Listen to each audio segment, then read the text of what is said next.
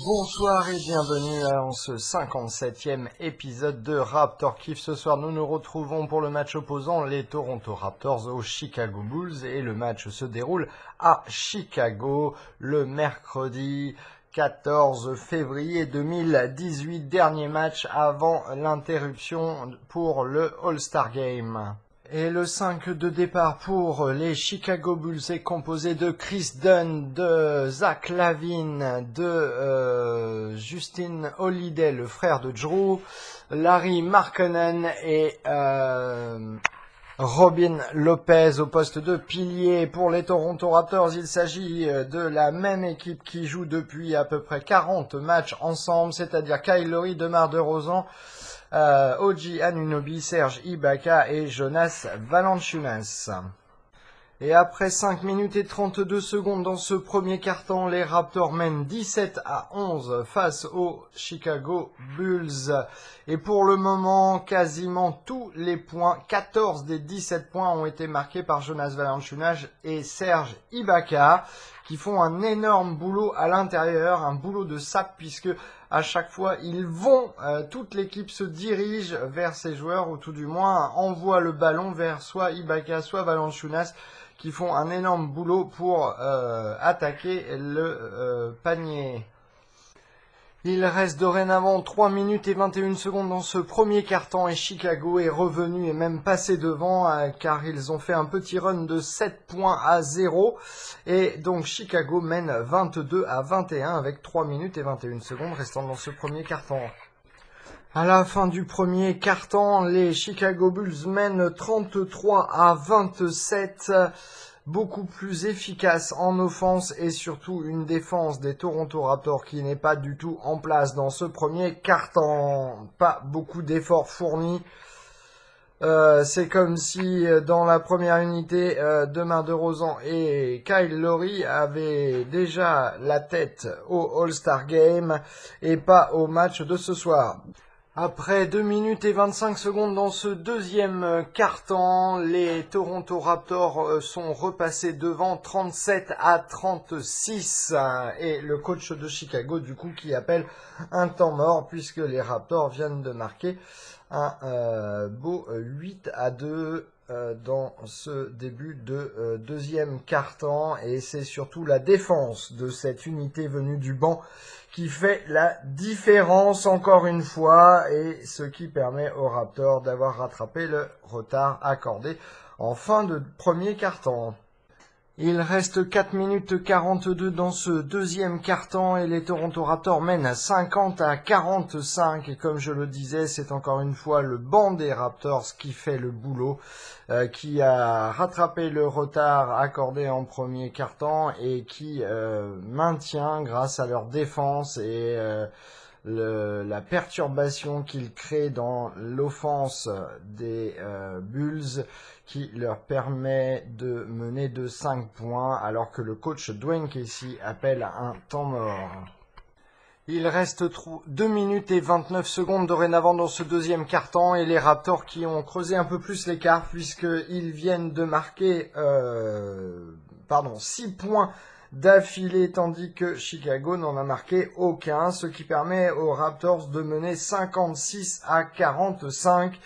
Leur plus grand écart de la partie pour le moment. Chicago avait mené de 8 points à un moment donné à la fin du premier quart-temps et les Raptors là en cette fin de deuxième quart-temps mènent de 11 points avec un superbe travail défensif de l'équipe alors que là depuis le dernier temps mort c'est l'équipe c'est le 5 de départ des Raptors qui est sur le terrain. OG Anunoby qui reste sur le banc, c'est Norman Powell qui est rentré pour le remplacer. Bien entendu, OG Anunoby est toujours limité en minutes ou en temps de jeu dû à sa blessure ou à sa foulure à la cheville. Je ne sais pas exactement, ils n'ont pas donné plus d'indications que ça.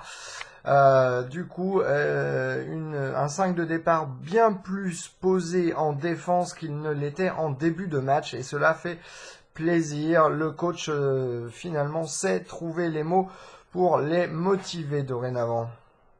À la mi-temps, les Toronto Raptors mènent 61-49. Une très belle fin de match et un très beau dernier panier de la part de DeRozan qui en contre-attaque des dernières secondes, puisqu'il avait 7 secondes pour traverser le terrain. Il arrive à faire cela, puis il est ralenti par 2 joueurs de Chicago, mais il arrive à percer entre les deux et à mettre un petit panier avec un lancer d'une main je dirais par dessous, qui lui permet au tout dernier instant avant le buzzer de marquer 2 points et de permettre aux Raptors de mener de 12 points à la fin de cette première mi-temps. Il faut dire qu'en défense, les Toronto Raptors se sont jetés sur tous les ballons, sur les rebonds, interrompu complètement les passes adverses, ce qui leur a permis vraiment de creuser l'écart non seulement par l'impulsion du banc, mais ensuite aussi par le 5 de départ qui a fait un très bon boulot dans cette première mi-temps. Espérons qu'ils soient plus réalistes et qu'ils aient gardé de l'énergie sous le pied pour cette deuxième mi-temps, étant donné qu'ils ont joué hier soir et que Chicago n'a pas joué hier soir. Je vous rappelle que vous pouvez retrouver tous les podcasts Raptor Kiff ainsi que les podcasts La Ronde NBA sur le site mykif.fr, mykif.fr.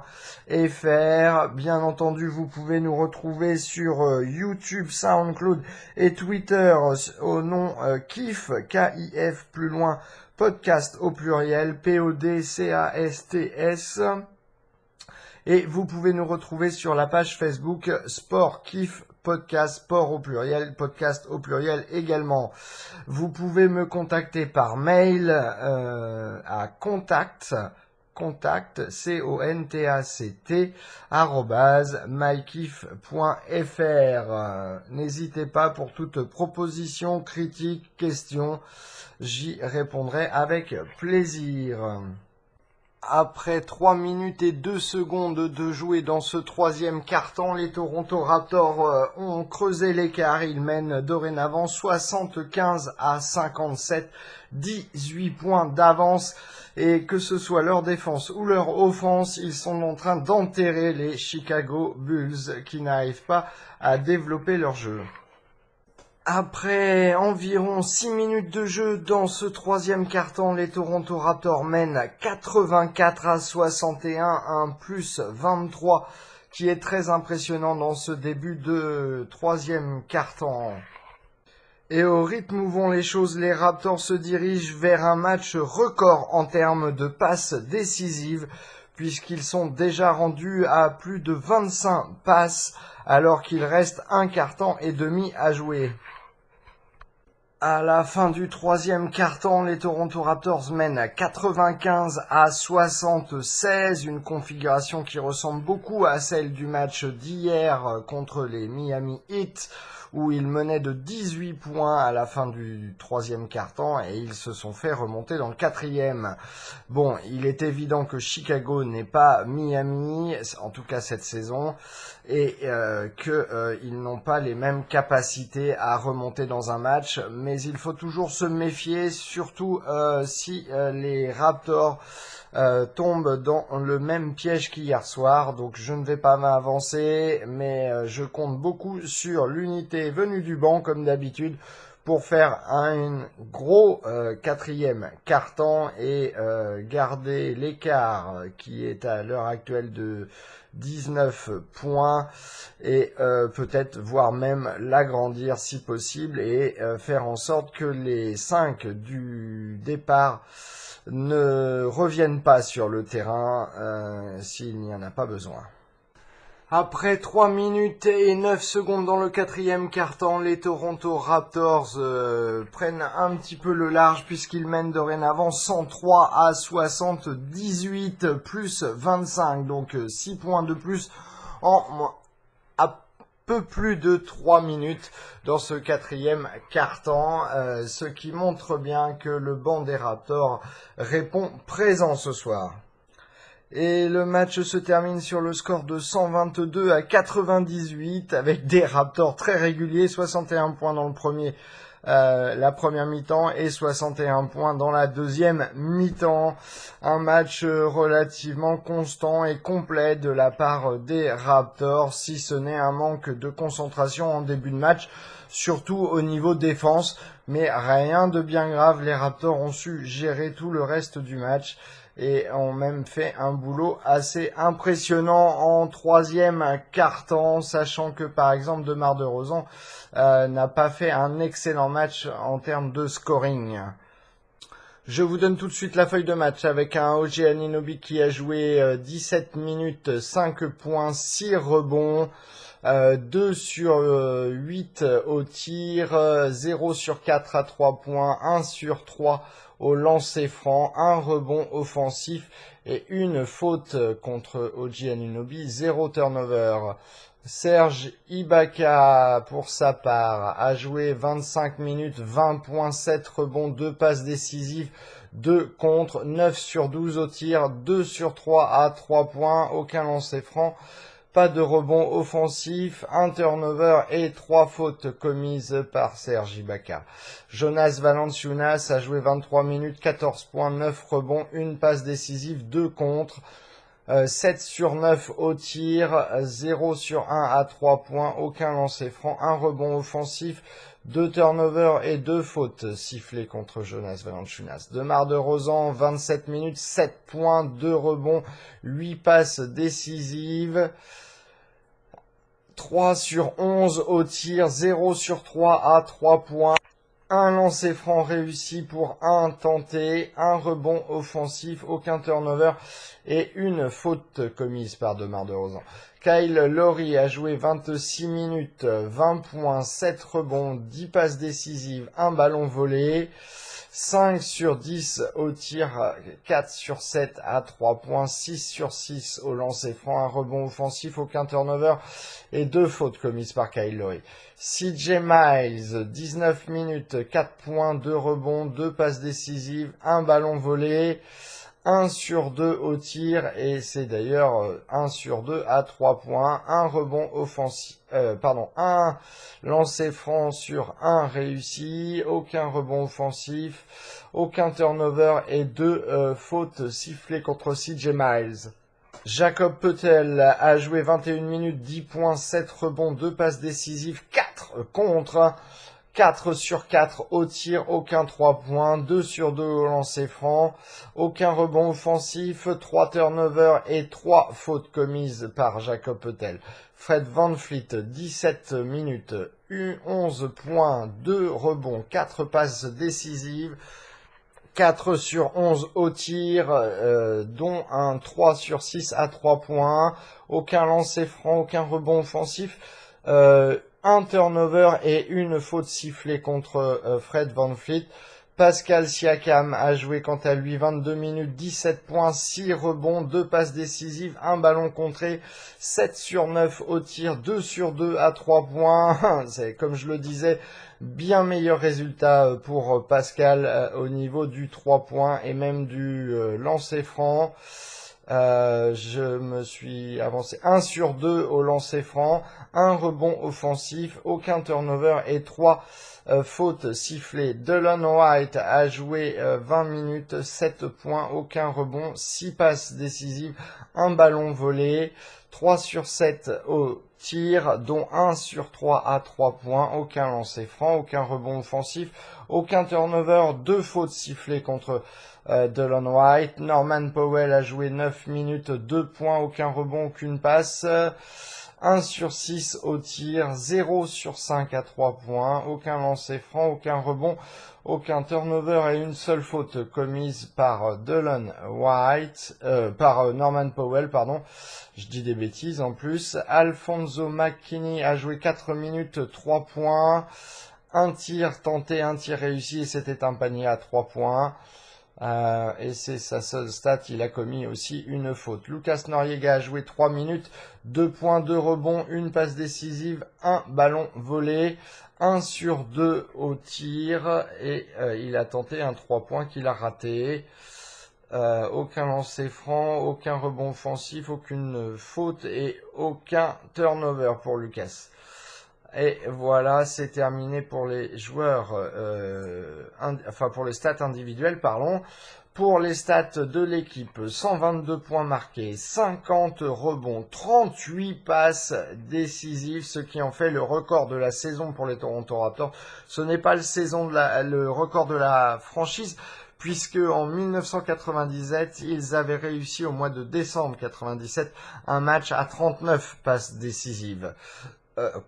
Les Raptors ont volé 5 ballons, 8 contre pour les Toronto Raptors, je rappelle donc 4, la moitié pour Jakob Poeltl. Ils ont shooté 48 sur 92 au tir, c'est-à-dire 52,2%, ce qui est plutôt pas mal. 14 sur 38 à 3 points avec un 36,8%, 12 sur 15 au lancer franc, 5 rebonds offensifs, 7 turnovers et 20 de fautes commises. Pardon, je bâille et il est tard. Je ne m'aventurerai pas à faire d'étoiles ce soir puisque ça reviendrait à refaire les étoiles d'hier soir. Très bon match en tout cas de la part des Raptors. On se retrouve du coup après le All-Star Game le vendredi de la semaine prochaine.